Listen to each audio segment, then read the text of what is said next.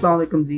हमने previous video में जो है वो सारा डिस्कस कर लिया कि फ्रंट एंड में हमें क्या जो है वो कौन-कौन सी लैंग्वेजेस करनी चाहिए और उसमें हमें उसके बाद प्रोजेक्ट करने चाहिए, कौन-कौन से प्रोजेक्ट करने चाहिए और उसके बाद अब नेक्स्ट हमने जो है वो जावास्क्रिप्ट की भी बात कर ली। लेकिन अगर हम बात करें इसके बाद नेक्स्ट अगर हमने डेटाबेस तरफ जाना है, हमने बैकएंड की तरफ जाना है, तो उसकी तरफ जाने से पहले कुछ एडवांस लाइब्रेरीज जो भी होती हैं जिसमें हमारे पास आ जाती है एक लाइब्रेरी आ जाती है।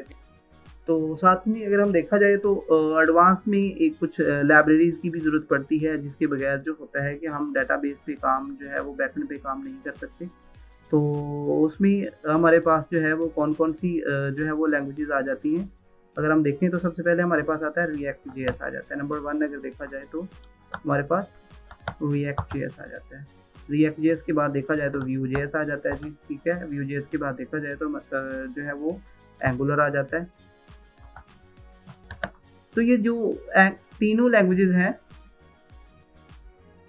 ये तीनों लैंग्वेजेस जो हैं वो कंपटीशन में आई थी एज ए फ्रंट एंड के तौर पे। ये स्टार्टिंग में कंपटीशन में आई थी। तो इसमें जो है सबसे पहले अगर हम रिएक्ट की बात करें तो रिएक्ट जो है वो किन की प्रोडक्ट है? रिएक्ट जो है वो फेसबुक की प्रोडक्ट है।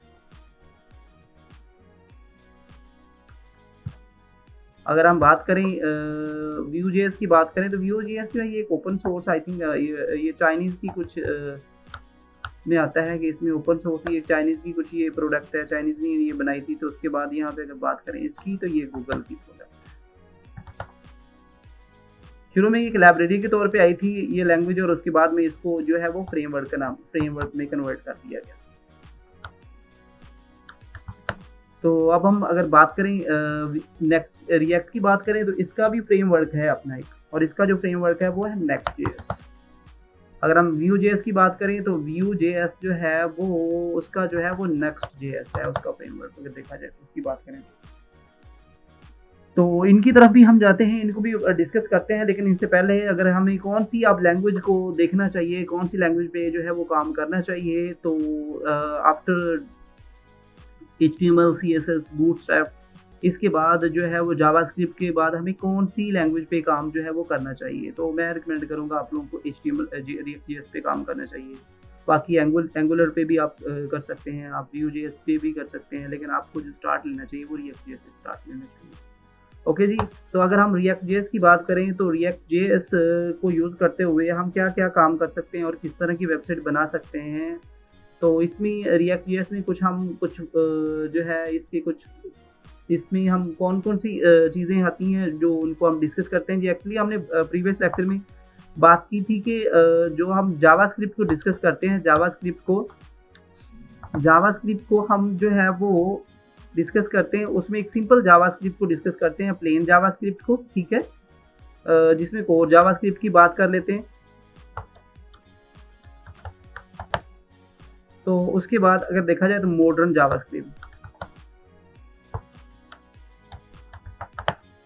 जावास्क्रिप्ट की बात करें तो फिर मॉडर्न जावास्क्रिप्ट के साथ आपको काम जो मॉडर्न जावास्क्रिप्ट है, मॉडर्न जावास्क्रिप्ट को आप इन्हीं को यूज़ करते हुए सीख सकते हैं।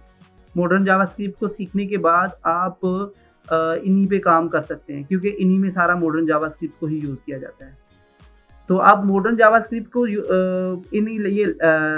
अगर रिएक्ट पे काम करें तो रिएक्ट पे काम करने के लिए अगर आपने मॉडर्न जावास्क्रिप्ट को रिएक्ट के साथ आप यूज़ करते हैं ना, तो फिर हम क्या कर सकते हैं, इसके साथ हमें कुछ पैकेज मैनेजर भी यूज़ करने पड़ते हैं। अब पैकेज मैनेजर में हमारे पास जो है मोस्ट पॉपुलर 2 पैकेज आते हैं। एक आता है हमारे पास NPM आता है और दूसरा जो है वो yarn आता है। आपकी मर्जी है आप जिस पे काम करें, लेकिन NPM जो है सबसे मोस्ट पॉपुलर जो है वो एक पैकेज मैनेजर है जिसको आप यूज़ करते हुए जो है वो आप रिएक्ट के साथ मॉडर्न जावास्क्रिप्ट को यूज़ करते हुए आप इस पैकेज को है वो यूज़ कर सकते हैं जी। तो अब हम बात करते हैं जी रिएक्ट में मेन पिलर कौन कौन से होते हैं जी। तो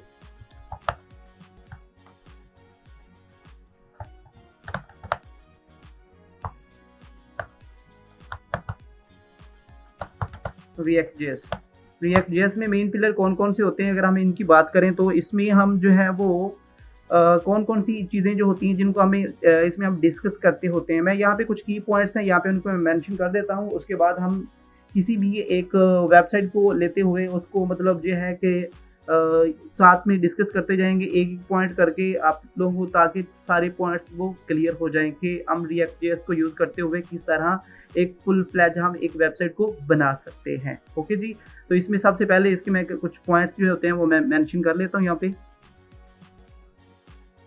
तो अगर हम इसके मेन पिलर्स की इसमें बात करें तो इसमें सबसे पहले हम कंपोनेंट बेस आता है। अगर मेन हम की पॉइंट्स की बात करें तो इसमें मैं मेन पॉइंट लिख देता हूँ।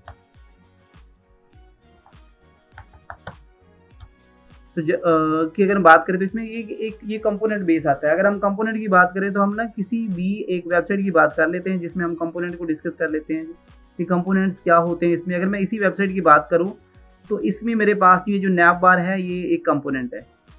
अगर नैप बार की मैं अगर बात करूं तो ये एक कंपोनेंट है। इसके बाद अगर मैं यहाँ पे इसके साथ साथ मैं सेक्शन भी कुछ आप लोगों को समझा देता हूँ कि इसमें ये सेक्शन कौन कौन से होते हैं, हम ये सेक्शन किस तरह करके इसमें सारे ये बनाते होते हैं जी।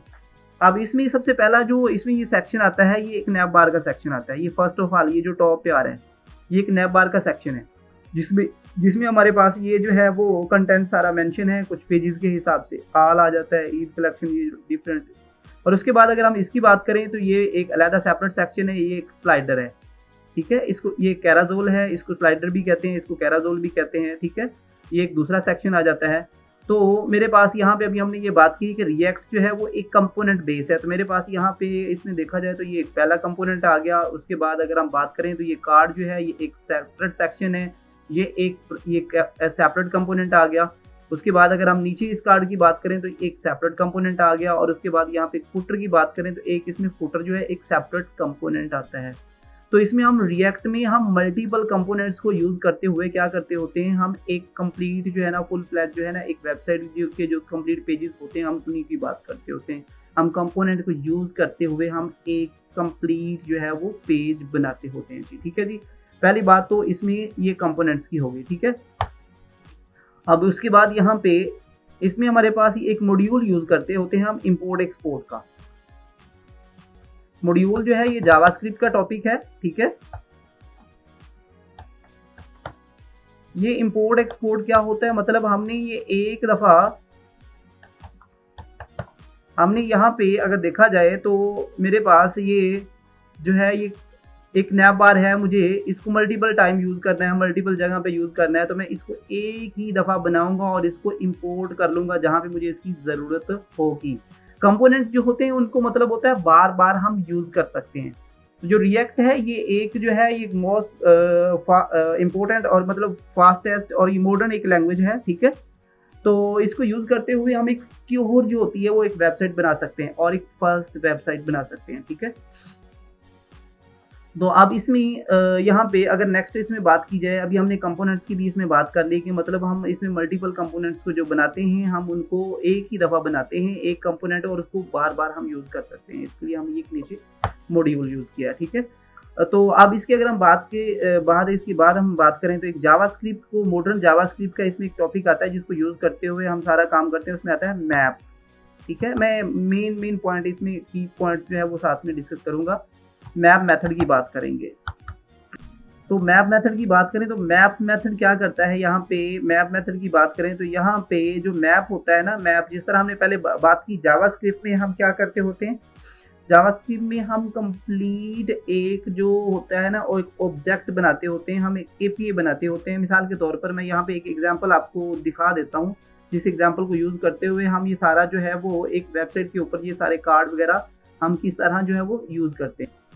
तो अब ये सारे कार्ड जो हैं वो किस तरह से यहाँ पे ये विजिबल हैं, अगर हम इसकी बात की जाए, इन सारे कार्ड्स की बात की जाए तो ये किस तरह से यहाँ पे विजिबल है, इनका डाटा जो है वो किस तरह अरेंज किया गया है जावास्क्रिप्ट को यूज़ करते हुए, किस तरह यहाँ पे ये डाटा जो है इसको जो है इम्प्लीमेंट किया गया है। तो इसके लिए यहाँ पे एक मैं डमी सी एग्जाम्पल जो है आप लोगों को दिखा देता हूँ, ठीक है।